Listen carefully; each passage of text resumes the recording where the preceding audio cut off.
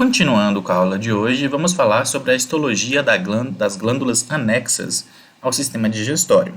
Então, temos várias glândulas que participam do processo de digestão, produzindo alguns compostos que vão atuar no órgão tubular, no trato gastrointestinal, ajudando nesse processo da digestão. E são as glândulas salivares, que estão relacionadas aí com a digestão, começando pela boca. O fígado, que vai produzir a bile, que vai ser armazenada na vesícula biliar e vai ser liberada lá no duodeno. E o pâncreas, que também é uma glândula que vai produzir os seus compostos e vai chegar lá no duodeno também. Vamos começar a falar das glândulas salivares, que são glândulas que podem variar de ramificadas simples até tubulo-alveolares compostas. A gente vai observar aí que essas glândulas elas podem ser serosas e também podem ser mucosas. Já nas galinhas, essas glândulas são do tipo mucosa, tá? Que precisa haver uma proteção do trato digestório dessas galinhas. As glândulas salivares são divididas em maiores e menores. As maiores são as parótidas, mandibulares, sublinguais, zigomática, em cães e gatos tem a zigomática também. Já as menores, que são as que ficam na submucosa, são as labiais, linguais e palatinas. Então, nós vamos focar aqui nas glândulas maiores. Então, olha só, as glândulas bucais têm uma porção dorsal e uma porção ventral. O tamanho dessas glândulas e o formato delas, anatômico, vai variar de acordo com a espécie. Tá? Então, aqui, equinos tem um formato, bovinos tem outro formato, suínos. É essa glândula aí que eu acho que o pessoal tira quando vai fazer bichectomia. Eles tiram a parte da glândula dessa região para poder ficar com aquela área deprimida aí na face. Tem também a glândula mandibular, que acompanha a mandíbula desses animais. Podem ser menores, no caso de cães e de suínos, ou bem grandes, como é o caso de bovinos e também no caso de equinos. A sublingual, que fica abaixo da língua, essas amarelas aqui, está representada pela amarela, e a glândula parótida, que acompanha aqui lateralmente na face do animal. Em equinos ela é bem desenvolvida, em suínos também ela é bem desenvolvida, acompanha aí até a região mandibular. Qual seria a função de uma glândula salivar? Primeira coisa é umidificar a mucosa oral. Vai lubrificar a mucosa também, tem que estar mantendo sempre úmida. Além disso, tem a função de umidificar e lubrificar também o alimento, porque ele precisa ficar mais úmido junto com a trituração, auxilia nesse processo da digestão de carboidratos já na boca do animal. Quem que vai digerir esses carboidratos? A amilase, que é uma enzima produzida por essas glândulas. E também produz lipase, que é uma enzima que vai quebrar os lipídios. Então, tanto lipídio quanto amido começam a ser digeridos na boca pela amilase salivar e pela lipase salivar. Além disso, produz outras enzimas como a lisozima, lactoferrina, imunoglobulina A, que está relacionado com a imunidade de mucosa contra agentes infecciosos. Tá? Então, aí é proteção. Precisa de manter um pH neutro nessa cavidade oral para que a amilase consiga atuar adequadamente. Se o pH estiver ácido ou muito alcalino, não há a atuação adequada dessas amilases. Há também a secreção de mucina, que é para poder manter protegida essa cavidade oral, a boca. Em alguns animais, a cavidade oral ela é um mecanismo possui como função a termorregulação. Vocês já devem ter visto um cão com a língua para fora e gotejando pela língua dele, que é um mecanismo de termorregulação dos cães, porque eles não possuem glândulas sudoríparas. Tá? Então, eles precisam de ter essa termorregulação pela boca. Vocês também já aconteceram isso, tá? Cansado, respira pela boca, né? O mecanismo aí de tentar expulsar esse ar quente, né? Diminuir a temperatura corporal. Então, a saliva ajuda nesse processo, porque ela vai umidificar a língua e, com isso, vai manter um local mais fresco, né? Mais frio, para poder, então, haver essa troca de calor. As glândulas, elas têm uma estrutura acinar ou podem ter uma estrutura tubular, que a gente viu lá no início do semestre, quando estava falando das estruturas glandulares. Essas estruturas glandulares, elas são separadas por um estroma, né? Ou seja, vai dividir uma porção de outra, né, formando os septos, e esse estroma também vai revestir toda a glândula externamente. Tá? Então vai ter uma cápsula de tecido conjuntivo. Então vai ter um tecido conjuntivo denso externamente e um estroma fibrovascular, né, que vai ter tanto fibroblastos e também vasos sanguíneos que vão chegar aí próximo a essas glândulas.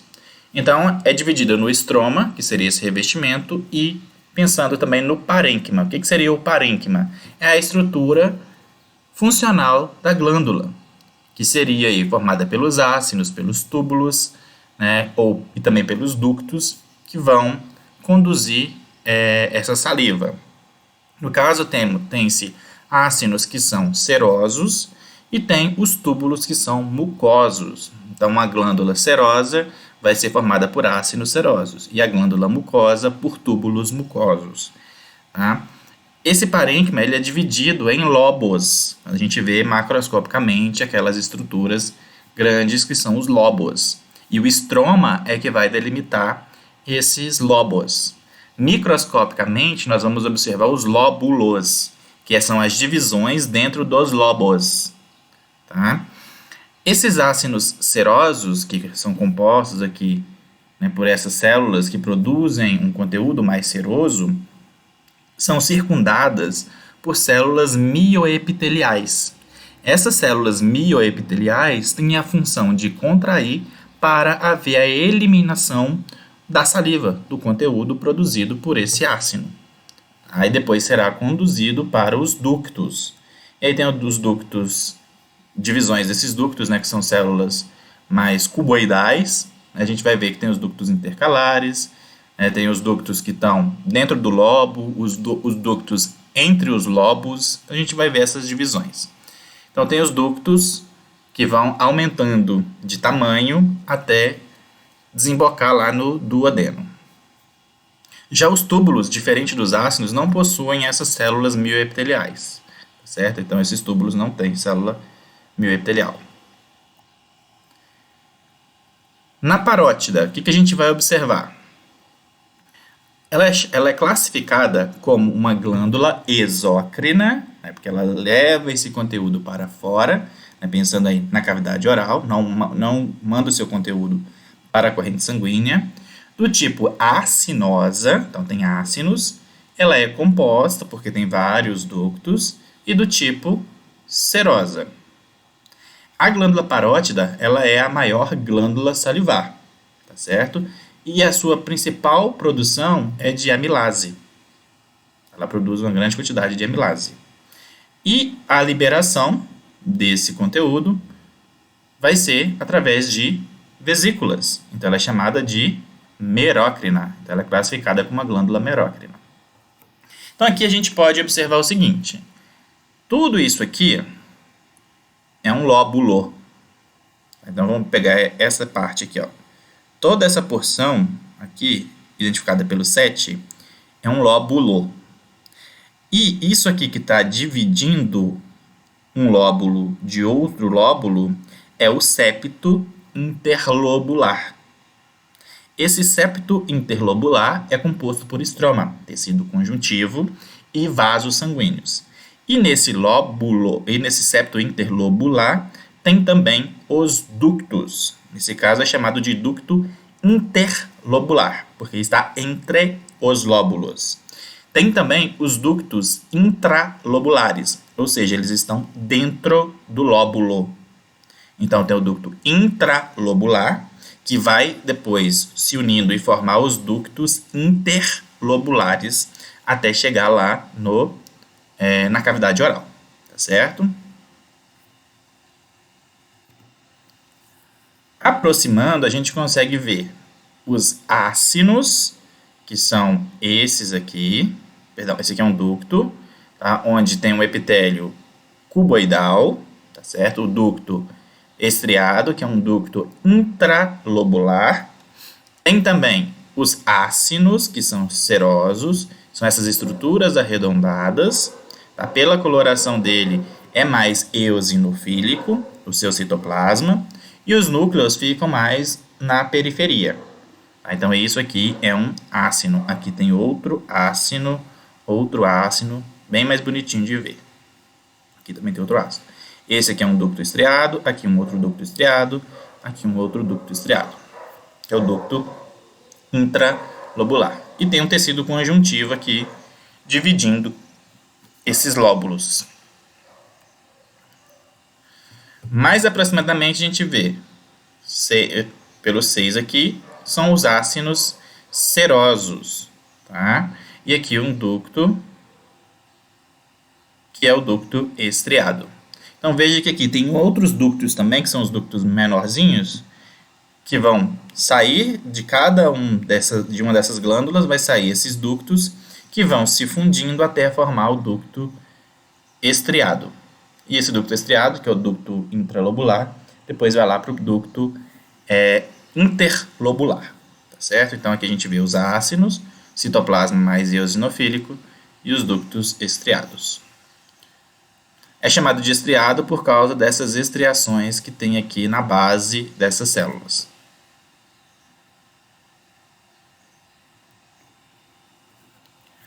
A glândula mandibular é a segunda maior glândula de todas essas glândulas que a gente vai estudar. Tá? E ela é considerada uma glândula mista, ou seja, tem uma parte serosa e uma parte mucosa. Na maioria das espécies, ela é predominantemente serosa, mas nos cães, né, nos gatos, nos carnívoros de um modo geral, vamos pensar aí nos animais silvestres também, vai predominar a porção mucosa e não serosa. Tá? Então, nas espécies domésticas, a maioria delas vai ser serosa. Já nos carnívoros, é do tipo mucosa. Então, é isso aqui que a gente vai observar. Veja, tem ácinos de diferentes formas. Então, aqui tem um tipo de ácino e aqui, cadê os 6? Aqui tem outro tipo de ácino. Então, esse é o ácino seroso, como a gente viu na parótida, que tem um citoplasma mais eosinofílico, enquanto que o ácino mucoso vai ter um citoplasma mais claro.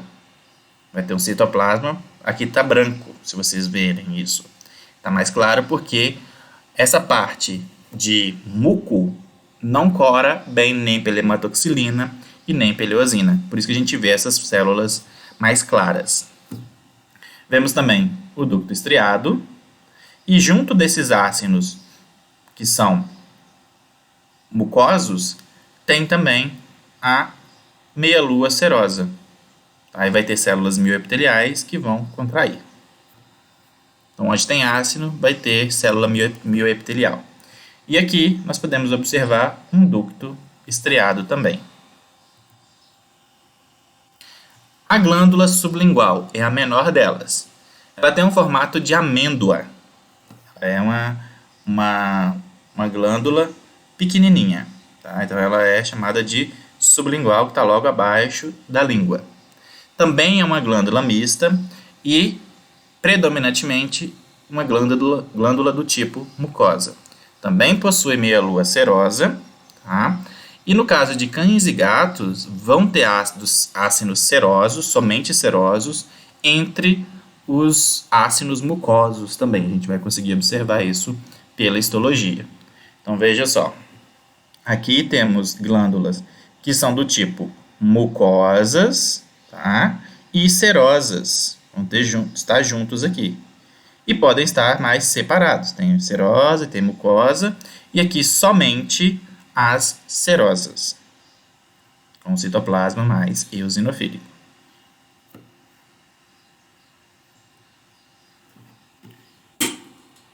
O pâncreas é um outro tipo de glândula que vai estar lá na cavidade abdominal. Quando traduz do alemão para o português, o pâncreas, se traduzir ao pé da letra, é chamado de glândula salivar da barriga. Porque esse pâncreas ele vai ter uma estrutura muito semelhante à glândula parótida. É como se fosse uma glândula salivar. Mas tem uma diferença que a gente vai observar, que no pâncreas também possui as porções endócrinas, que são as ilhotas de Langerhans ou ilhotas pancreáticas. Então, o pâncreas está localizado na cavidade abdominal, acompanhando o duodeno cranial. Então, se a gente observar aqui, está o intestino, o duodeno, e aqui está o pâncreas acompanhando esse duodeno. Então, a gente vai observar o pâncreas nessa porção. O pâncreas é considerado uma glândula anfícrina. O que é uma glândula anfícrina? Possui uma porção endócrina, ou seja, produtora de hormônios, e esses hormônios serão produzidos lá nas ilhotas pancreáticas. Quais os principais hormônios? Insulina e glucagon. São dois hormônios importantes aqui no pâncreas. E a porção exócrina, que é o que a gente vai conversar hoje. Essa porção exócrina é composta por ácidos pancreáticos. E o que essa porção exócrina produz? O suco pancreático. E nesse suco pancreático vão ter várias substâncias, tá? Vai ser liberado na forma de grânulos de zimogênio, que são as proenzimas, ou seja, são aquelas substâncias que ainda não foram ativadas, tá? Elas precisam ter um ambiente propício para serem ativadas e virar uma enzima. E também é liberado enzimas diretamente, já ativas, a partir aí do pâncreas. Onde vai ser liberado esse suco pancreático? No duodeno. Lá pelo ducto colédoco vai chegar o suco pancreático e ser liberado aí no duodeno, tá? No duodeno cranial. O que vai acontecer quando chega esse suco pancreático? Ele vai neutralizar o pH ácido. Então, chegou o conteúdo do estômago, que tinha HCl, então vai ter um ambiente mais ácido. Quando chega no duodeno e encontra com o suco pancreático, vai haver essa neutralização do pH e ele vai ficar mais neutro. E assim, essas proenzimas vão se converter em uma enzima ativa. Essas proenzimas, no caso produzida, uma delas é o tripsinogênio, que na presença da enteropeptidase, que é um composto aí produzido pela mucosa intestinal, vai transformar esse tripsinogênio em tripsina. Aí a tripsina vai atuar aí na digestão da ingesta. O pâncreas é considerado, então, uma glândula exócrina, pensando agora nessa porção, porque ele é uma anfícrina, vamos pensar na porção exócrina. Glândula exócrina acinosa, porque ela tem ácidos, composta, então tem mais de um ducto, e do tipo serosa, por causa da sua liberação ser um composto seroso. Então, o suco pancreático vai ter água, vai ter bicarbonato, que vai neutralizar o ácido clorídrico. Então, o ácido com uma base, o bicarbonato, vai manter um pH agora mais neutro. E as enzimas, amilase, lipase e tripsina, e também a quimiotripsina, que vai levar à digestão dessa ingesta, tá? Quebrando aí amido, quebrando lipídios e quebrando também proteínas, que a tripsina quebra proteínas. O que vai regular a liberação, então, da bile ou do suco pancreático?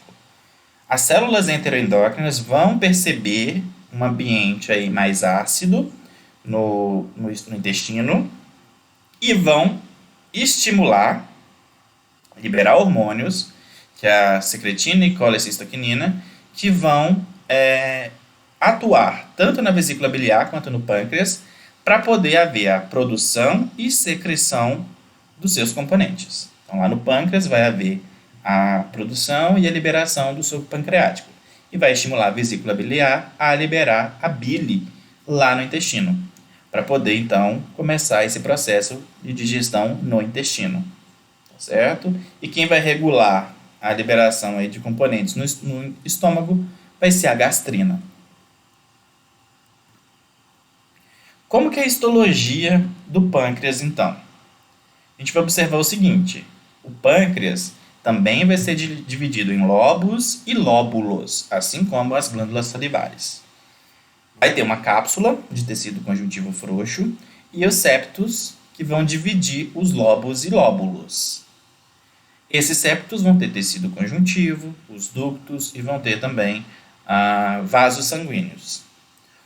A parte funcional agora do pâncreas, que é chamada de parênquima, vão ter os ácinos pancreáticos, e esses ácinos pancreáticos são compostos por células piramidais. Elas parecem uma pirâmide mesmo.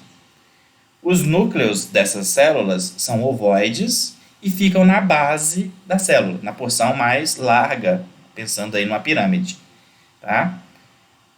Essas células pancreáticas, essas células piramidais, elas têm uma grande quantidade de retículo endoplasmático rugoso e fica nessa porção mais larga, né? Porção da base. E por isso que a gente vai ver uma alteração na hora de avaliar histologicamente, que essa região da base ela vai ficar mais basofílica. Devido a essa grande quantidade de retículo endoplasmático rugoso, vai ter uma afinidade mais pela hematoxilina. Ele vai ficar mais arroxeado, mais azulado. Tá? E na porção já mais afilada, né, mais delgada e pensando na pirâmide, vai ter os grânulos de desimogênio, que é a produção dessas células, vão ser a liberação na forma dos grânulos de desimogênio. Lembrando lá que tem as proenzimas, que são esses grânulos de desimogênio. Então, o que a gente vai observar na histologia do pâncreas? Vai ter uma estroma aqui entre esses lóbulos. Vai ter células acinares, né? Vai ter um ácino aqui, células piramidais.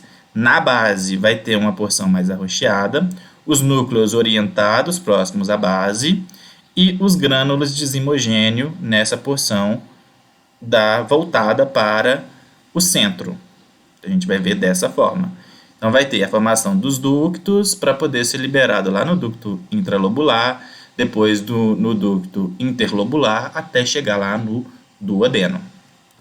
Essa é a porção exócrina. E tem também a porção endócrina, que é a ilhota de Langerhans ou ilhota pancreática. Essa aqui a gente vê depois. Vamos focar nessa porção aqui. Então, histologicamente, o que nós vamos observar? Os lóbulos, aqui tem um lóbulo, aqui tem outro lóbulo, aqui tem outro lóbulo. Olha, mas essa porção, se eu for observar só isso aqui, parece muito a glândula parótida, mas eu vou ver isso aqui também, que são as ilhotas de Langerhans, ou ilhotas pancreáticas. A gente consegue diferenciar o pâncreas da glândula salivar. Vai ter também a cápsula de tecido conjuntivo, mais externamente, e aqui o septo interlobular. Então, aqui tem um lóbulo e aqui um septo que vai dividir esses lóbulos. Então, septos interlobulares. Só para a gente aproximar e ver a ilhota pancreática. E aqui tem os ácinos. Olha só, tá vendo que está mais basofílica essa base das células? E a região mais central está mais rósea, está mais eosinofílica? O que dá essa característica dessa porção estar mais basofílica é a grande quantidade de retículo endoplasmático rugoso. Então, essa é a característica de um pâncreas exócrino. Os grânulos de desimogênio fazem uma coloração especial e consegue ver esses grânulos. Tá vendo que tem vários pontinhos nessas células? Cada pontinho desse corresponde a um grânulo de desimogênio.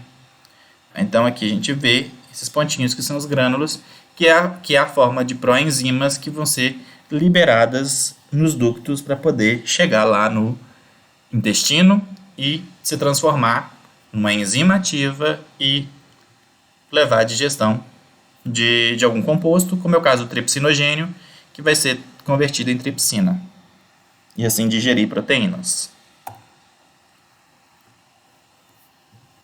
Continuando na histologia, vemos o seguinte: o septo interlobular vai ser composto por um ducto interlobular com epitélio cuboidal, uma veia, veja a parede mais delgada, e tem também uma arteríola, que vai trazer o sangue, e a veia vai levar o sangue para voltar lá para o coração.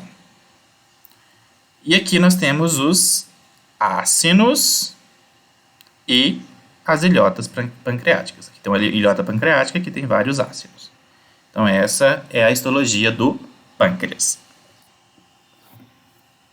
E por fim, temos o fígado e a vesícula biliar. O que o fígado produz? A bile. E o que a vesícula biliar faz? Armazena essa bile e concentra a bile. Então aqui nós estamos vendo a anatomia, também está na cavidade abdominal. Então tem o fígado que vai produzir a bile e a vesícula biliar que vai fazer o armazenamento e a concentração dessa bile. O que a bile faz? Emulsifica gordura. Então vai haver essa emulsificação das gorduras para facilitar a lipase, que é produzida lá pelo pâncreas, de atuar. Então essa lipase vai atuar depois que a gordura foi emulsificada, e aí consegue digerir essa gordura. O fígado, além dessa função de produzir a bile, de excretar essa bile, tem outras diversas funções. Tá? Ela é a maior glândula do corpo, do animal, do corpo humano, e ela é considerada uma usina de processamento, porque tudo vai passar pelo fígado, praticamente tudo vai passar pelo fígado para ser metabolizado. Então tem mais de 220 funções. Esse fígado tem mais de 220 funções. Tá? Uma delas é converter glicose em glicogênio para poder ser armazenado. Também vai haver a metabolização de gorduras para poder ter energia para o organismo. Essa gordura vai chegar no fígado para ser quebrada e ser transformada em energia para o organismo. Também faz a transformação de amônia em ureia, porque a amônia é um composto tóxico, a ureia é um composto menos tóxico. Então vai haver transformação da amônia em ureia para ser eliminada a ureia. Tá? Lá pelos rins, e também um pouco de ureia sai nas fezes do animal. Produz fatores de coagulação. Então tem vários fatores de coagulação que são produzidos aí pelo fígado, fator de coagulação que dependente de vitamina K ou não dependente de vitamina K. Também produz albumina, que é uma proteína importante na concentração sanguínea para não haver extravasamento de líquido, então mantém essa osmolaridade. Vai produzir também o angiotensinogênio, então entra no sistema renina, angiotensina, aldosterona, para poder produzir esse angiotensinogênio para regular a pressão arterial. Também produz as células de defesa, os leucócitos, na fase fetal dos animais. Né? E pode ser estimulada caso a medula não esteja dando conta de produzir as células de defesa ou as células sanguíneas, não havendo essa dificuldade da medula de produzir, tanto o fígado quanto o baço ele pode ser estimulado para poder produzir novas células de defesa. Tá? Então vai ter uma hematopoiese extracelular. Extramedular. A colecistoquinina secretina também vai estimular a produção e liberação da bile, lá pela vesícula biliar de liberar e os hepatócitos produzir a bile. Então, as células enteroendócrinas lá no intestino vão estimular a produção dessa secretina e colecistoquinina para poder haver a liberação da bile e aí haver emulsificação da gordura aqui no duodeno. O fígado ele é irrigado, tá certo? Pela artéria hepática e pela veia porta hepática, trazendo todo o componente aí vindo dos intestinos, da porção mais caudal, passa pelo fígado, tá? Para poder ser metabolizado, algum composto, ou ser eliminado, algum agente. Então vai chegar pelo fígado, tanto a veia, porta hepática, quanto a artéria hepática, vão chegar aí pelo hilo hepático. E vai se ramificar, esses vasos vão se ramificar e vão levar esse sangue para os lóbulos hepáticos. Tá? O fígado é dividido em lóbulos. Então, tem espécie que ele é mais lobado e outras espécies têm menor lobação. Mas, mesmo que ele tenha poucos lóbulos, eles vão ter muitos lóbulos, que são as porções menores que a gente só vê na histologia, os lóbulos hepáticos. E, perifericamente, vai ter também um tecido conjuntivo, um estroma, que vai chegar a esses vasos sanguíneos e vai sair também um ducto, tá? Vai ser um ducto biliar, até chegar lá na vesícula biliar, onde vai ser armazenada e depois sai pelo ducto biliar comum e chega no ducto colédoco até chegar lá no duodeno. Então, essa é a divisão. São os lóbulos hepáticos. Então, aqui tem um lóbulo, aqui outro lóbulo. Então, esses lóbulos vão ser divididos por uma fina camada de estroma. Às vezes, não dá nem para visualizar essa divisão, tá? Por esse tecido conjuntivo que tem aí, mas as artérias, as arteríolas, as vênulas e o ducto biliar. Em suínos, isso é bem evidente. A gente consegue ver essa divisão em lóbulos porque tem mais tecido conjuntivo. As outras espécies, a gente não consegue ver isso bem evidente, mas consegue delimitar onde termina, onde começa um outro lóbulo. O que a gente vai conseguir ver melhor? Essa área portal, que é a tríade portal, onde vai ter uma arteríola, uma vênula e um ducto biliar.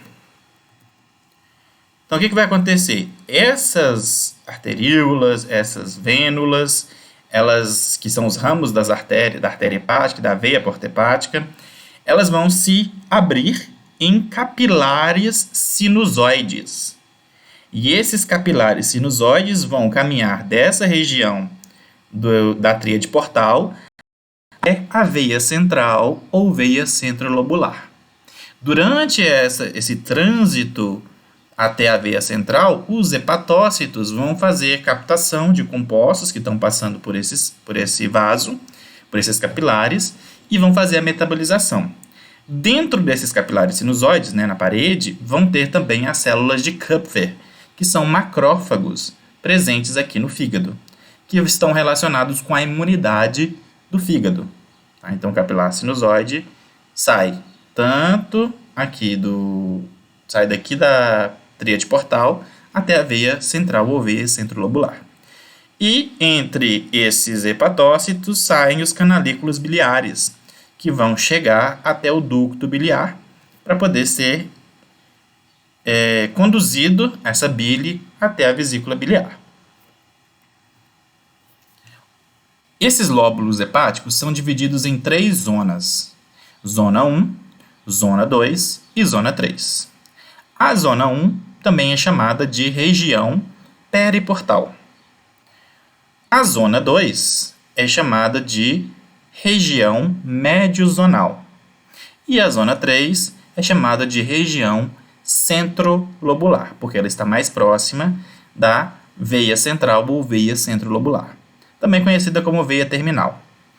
A zona 1 é chamada de região periportal porque está próximo do trato porta, que é a tríade portal, por isso que é chamada de está na periferia, portal.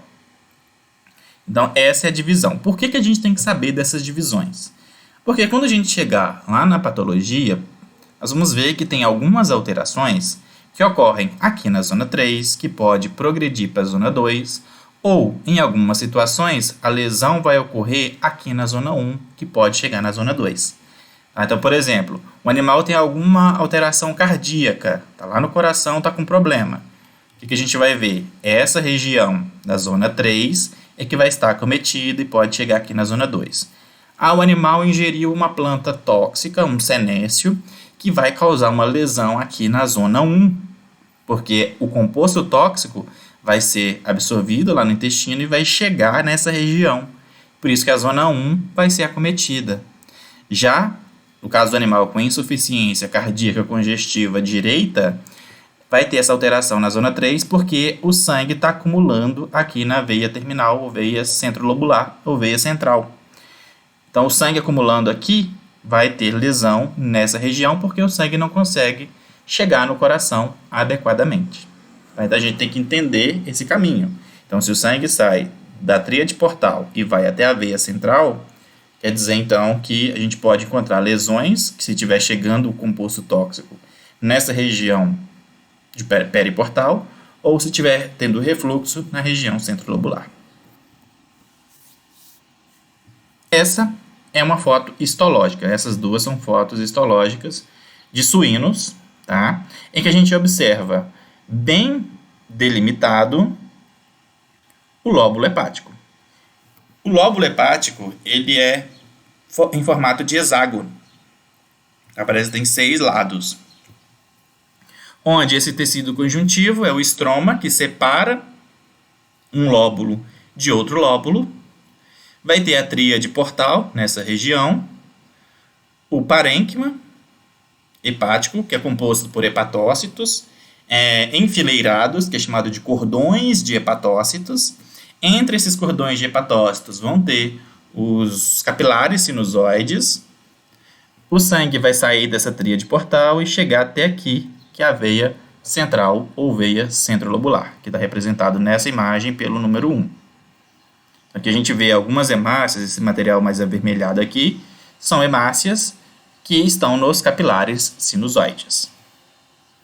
Então, essa região delimitada aqui próximo à veia central é chamada de região centrolobular, ou zona 3. Essa região do meio aqui é chamada de região médio-zonal, ou zona 2. E essa outra região, que vai ser delimitado pelo septo, e sendo essa porção mais externa, é chamada de região periportal. Então, a gente consegue classificar aqui. Lá na tríade portal, no trato porta, o que a gente consegue ver? Uma arteríola, uma vênula e um ducto biliar. Então, esse ducto biliar é composto por células cuboidais. Aqui uma arteríola e uma vênula. Tudo isso em meio a um tecido conjuntivo aqui na tríade portal, nessa região portal. Esses ductos biliares vão conduzir a bile até a vesícula biliar, que tem a função de armazenar e concentrar a bile. Essa vesícula biliar possui uma camada mucosa, que tem um epitélio simples, cuboidal, e a borda desse epitélio possui microvílulos, então a borda é estriada. E abaixo desse epitélio tem a lâmina própria, composta aí por tecido conjuntivo.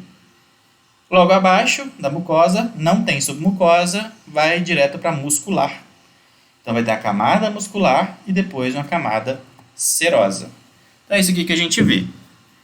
A camada mucosa com um epitélio cuboidal, tá? Tem algumas regiões que ele pode se tornar, parece que é mais colunar, tá certo? Mas elas são cuboidais, acolunares.